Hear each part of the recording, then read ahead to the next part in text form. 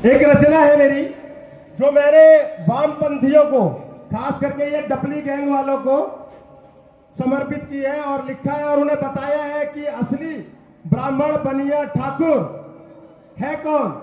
हमारे सनातन के 4 स्तंभ हैं, ब्राह्मण, क्षत्रिय, वैश्य और शूद्र। हम चारों एक हैं।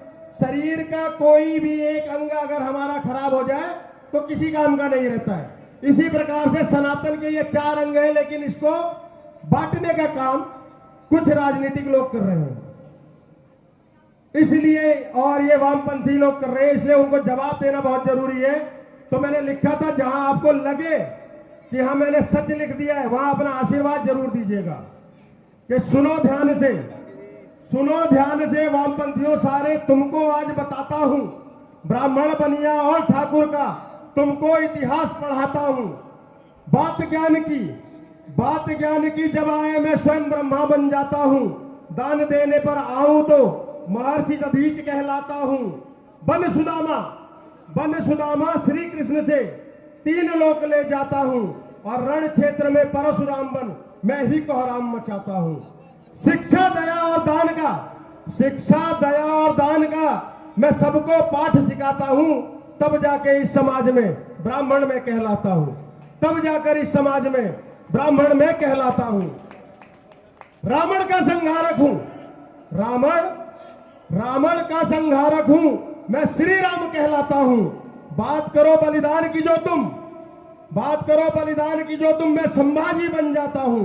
राणा प्रताप का स्वाभिमान ले मुगलों से लड़ जाता हूं और देश धरा की खातिर अपना सर्वस्त्र लुटाता हूं।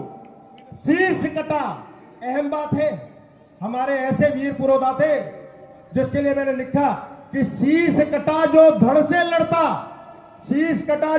लड़ता मैं वो कल्लाजी राठौर बन जाता हूं। तब जाकर इस समाज में वीर क्षत्रिय में कहलाता हूं।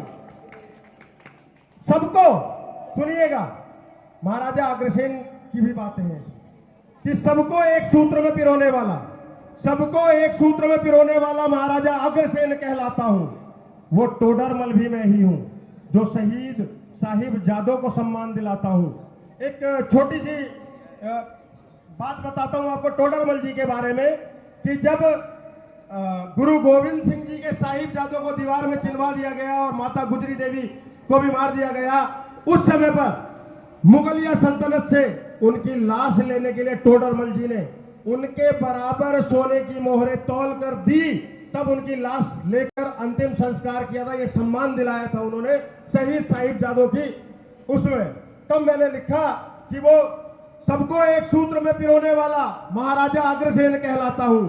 वो टोडरमल भी मैं ही हूं जो शहीद साहिब जादव को सम्मान दिलाता हूं। अंबानी अडानी और बिरला बनकर भारत में रोजगार उत्पन्न कराता हूं। तब जाकर सुनो वामपंथियों, बनिया मैं कहलाता हूं।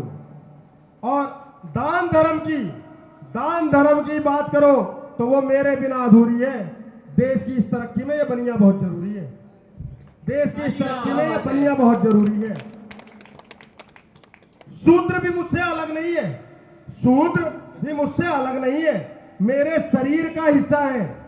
श्री राम और केवट जी का कितना प्यारा किस्सा है। भारत का सच्चा इतिहास है ये, तुम इसको क्यों झुटलाते हो? जात पात के नाम पर हमको तुम नफरती ही लड़वाते हो। टैक्स से हमारे, अब ये जेएनयू वालों के लिए खास है कि टैक्स से हमारे पलने वाले ठहराती हो तुम। अरे वामपंथियों, किसकी शय पर तुम अपनी औकात भुलाते हो? ये कहना इसलिए भी जरूरी है कि अभी आप लोगों ने, शायद मैं थोड़ा बहुत सोशल मीडिया पे भी बोलता हूं और आप लोगों ने वीडियो देखी होगी, एक हमारा पत्रकार भाई है, क्योंकि वो ब्राह्मण है और वो जेएनयू में यूजीसी के प्रोटेस्ट के खिलाफ जाकर वहां पर रिपोर्टिंग कर रहा था, तो वहां कुछ वामपंथियों ने उसके चश्मा लगाने पर ऑब्जेक्शन किया, इस तिलक लगाने पर ऑब्जेक्शन किया और जनेऊ पहनने पर ऑब्जेक्शन किया और उसको जातिवादी बोला।